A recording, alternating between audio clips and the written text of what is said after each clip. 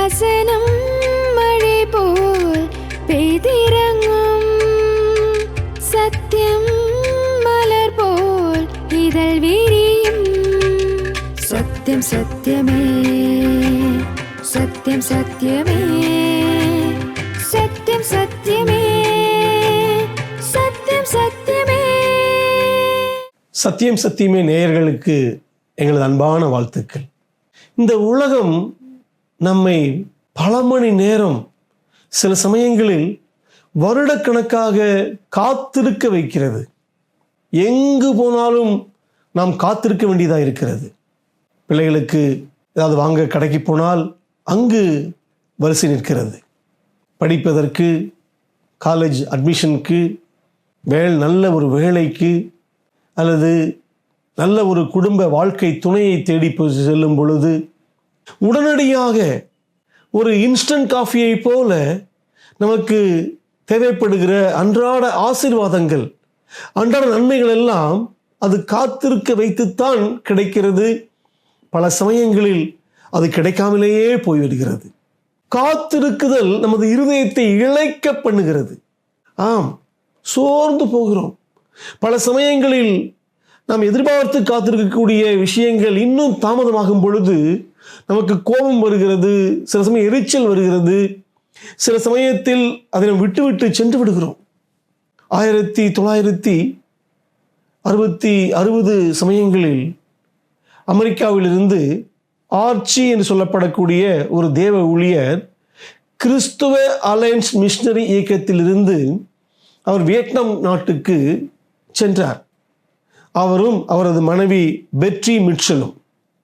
அங்கு போய் அவர்கள் தேவனுக்காக பல ஊழியங்களையும் வியட்நாம் மக்களுக்கு பல நற்கிரிகளையும் செய்து கிறிஸ்துவின் அன்பை அவர்கள் பரப்பினார்கள்.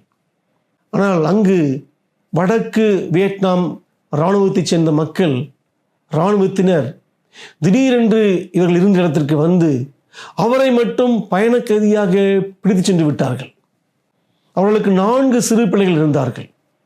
அரசாங்கத்தை தேடி அங்கும் இங்கும் பேச்சுவார்த்தை நடத்தி எத்தனையோ நாட்கள், மாதங்கள் சண்டை சச்சரவோடு போய்கொண்டிருந்த சமயத்தில் அந்த வெற்றியானவர் நிச்சயமாகவே ஒரு நாள் என் கணவன் வந்து சேருவார், தேவன் உதவி செய்வார் என்று அந்த 4 பிள்ளைகளோடும் அவர் வெளிநாட்டுக்கு செல்லாமல் அங்கேயே இருந்து காத்திருந்தார்.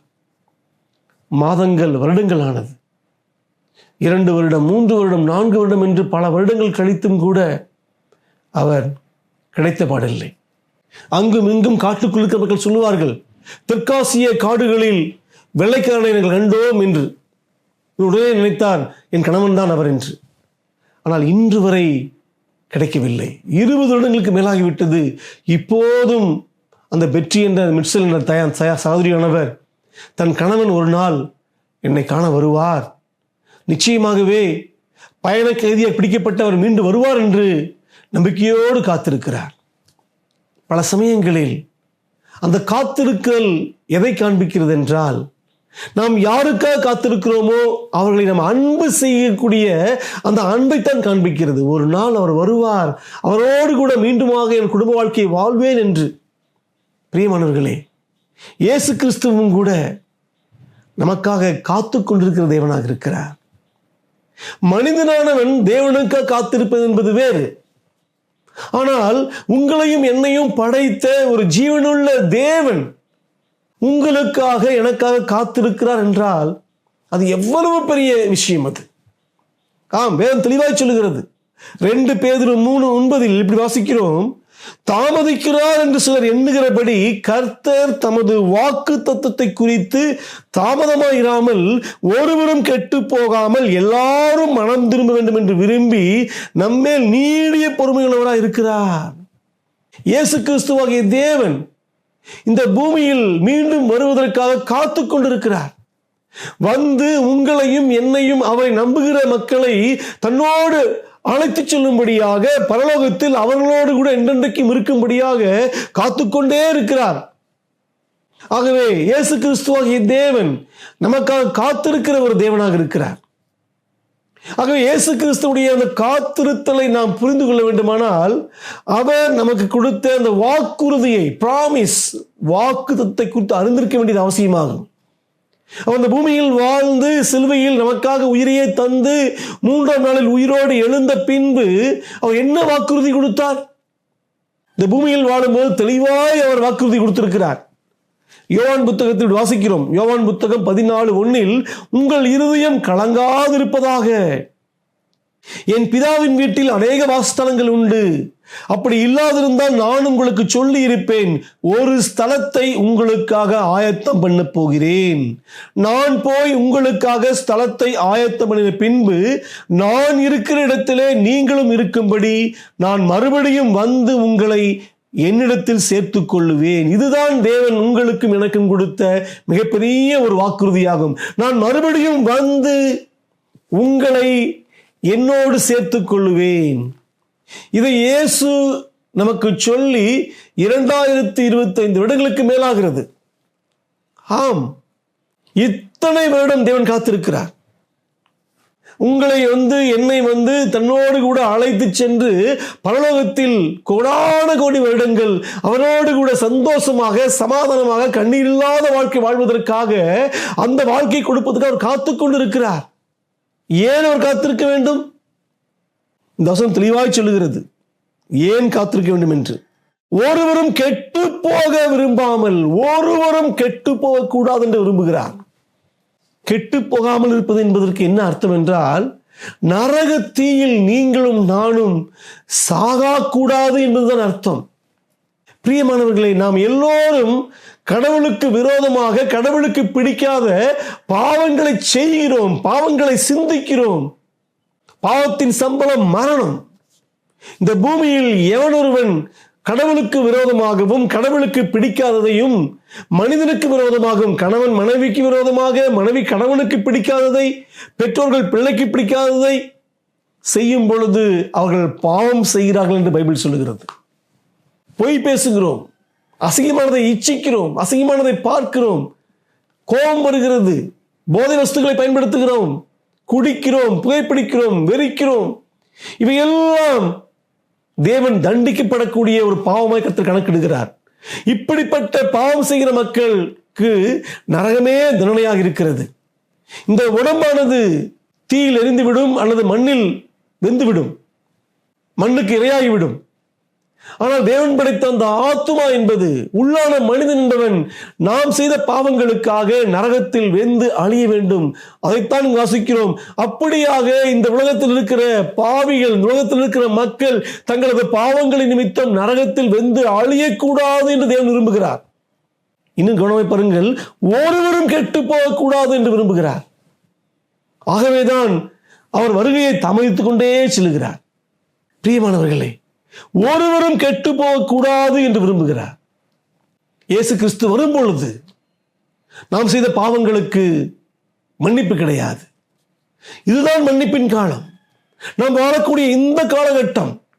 இப்பொழுது ஒரு மனிதன் இயேசுவை நம்பி, அதாவது இயேசு இந்த உலகத்தில் மனிதனாக பிறந்து நமது தப்புகளுக்காக, நமது தவறுகளுக்காக, நமது பாவங்களுக்காக நம்மேல் வரக்கூடிய விளைவுகளாகிய தண்டனையை அவர் தன்மேல் ஏற்றுக்கொண்டவராக சிலுவையில் நமக்காக ரத்தம் சிந்தி உயிரையே தந்து 3ஆம் நாளில் நரகத்தையும் மரணத்தையும் ஜெயித்து அவர் உயிரோடு எழுந்திருக்கிறார்.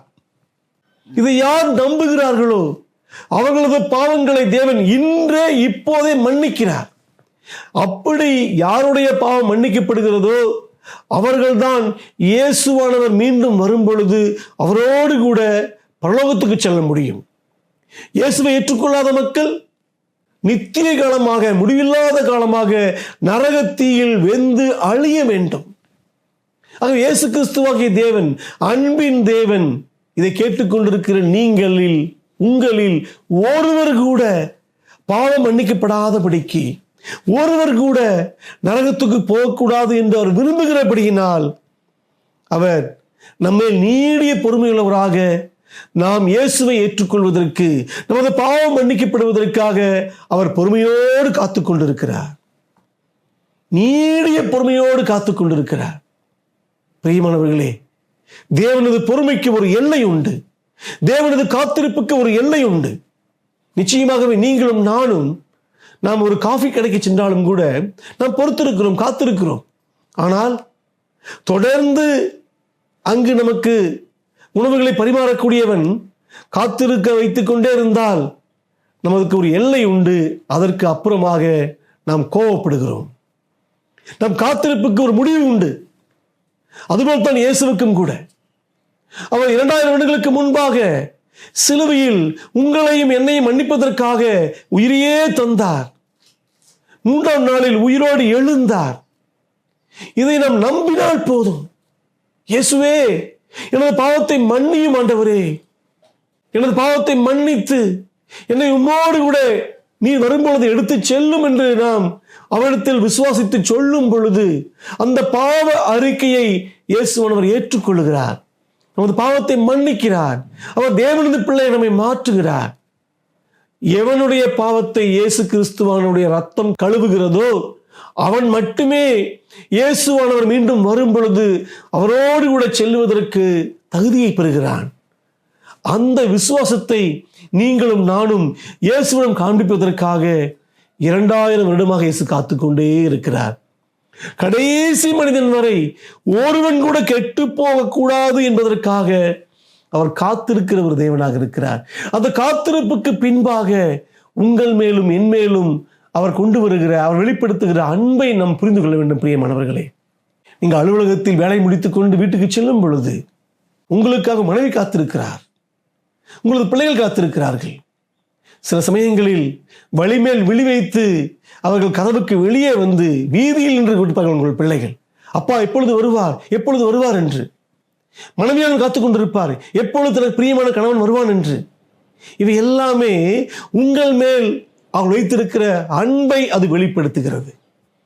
இயேசுவானவரும் கூட அவர் ஒரு நாள், ஒரு வருடம், 2 வருடம் அல்ல, 2000 வருடமாக இந்த பூமியில் இருக்கிற ஒவ்வொரு மனிதனையும் அவர் அன்பு செய்கிறார். ஒவ்வொரு மனிதனும் தனது பாவத்தை விட்டு மனம் திரும்பி இயேசுவை நம்பி அவர் தருகிற பாவ மன்னிப்பை பெற்றுக்கொண்டு இயேசுவுடைய பரிசுத்த இரத்தத்தால் தங்களது பாவங்கள் கழுவப்பட்ட நிச்சயத்தை பெற்றுக்கொண்டு அவர்கள் பாவமில்லாத ஒரு பிள்ளைகளாக இயேசுவிடம் தங்களது வாழ்க்கையை ஒப்புக் கொடுப்பார்களா என்று காத்துக்கொண்டே இருக்கிறார். பிரியமானவர்களே, இயேசுவிடம் வந்து அவர் உங்களுக்காக சிலுவையில் உயிரையே தந்து உயிரோடு எழுந்த அந்த ஒரு விஷயத்தை, அந்த சத்தியத்தை நம்புவதற்கு உங்களது வாழ்க்கையில் தடையாயிருப்பது எது? உங்களை எது தடை செய்கிறது? எதுவும் தடை செய்ய வேண்டிய அவசியம் இல்லை. உங்களுக்காக காத்திருக்கிற அந்த இயேசுவை, அந்த இயேசுவின் அன்பை நீங்கள் புறமே தள்ளாதிருங்கள். இன்று நீங்கள் தள்ளினால் நாளை இயேசு வரும் பொழுது நீங்கள் உங்களது பாவங்களுக்கான தண்டனையாகிய நரகத்தில் நீங்கள் வெந்து அழிய வேண்டும். உங்க ஆத்துமாவின் நரகத்தில் வெந்து கெட்டு போகும். ஆகவே இயேசுவானவர் ஒருவரும் கெட்டு போக விரும்பாமல் ஒவ்வொருவரையும் பாவங்களை மன்னித்து தனது பிள்ளைகளாக மாற்றி தன்னோடு கூட பரலோகத்தில் வைத்துக்கொள்ள அவர் விரும்புகிறார். அந்த அன்பை மறுதளிக்காதீர்கள். அந்த அன்பை ஏற்றுக்கொள்ளுங்கள். உங்களுக்காக சிலுவையில் ரத்தம் சிந்தி நேசித்த அந்த அன்பை புரிந்து கொள்ளுங்கள். பிரியமானவர்களே, இந்த உலகம் தருகிற பாவமானது கடைசி இப்பொழுது வேண்டாம் சந்தோஷத்தை கொடுக்கலாம், ஆனால் இறுதியில் அது உங்களை நரகத்தில் தள்ளிவிடும். ஆகவே உங்களுக்காக காத்திருக்கிற அந்த இயேசுவை நீங்கள் நம்புங்கள், விசுவாசியுங்கள். இயேசுவானவர் தரக்கூடிய நித்திய பேரின்பத்தை, அந்த நித்திய வாழ்வை, பாவ மன்னிப்பை பெற்று ஒரு அர்த்தமுள்ள வாழ்க்கை வாழ்வதற்கு இயேசு கிறிஸ்து உங்களுக்கு உதவி செய்வாராக. ஆமென்.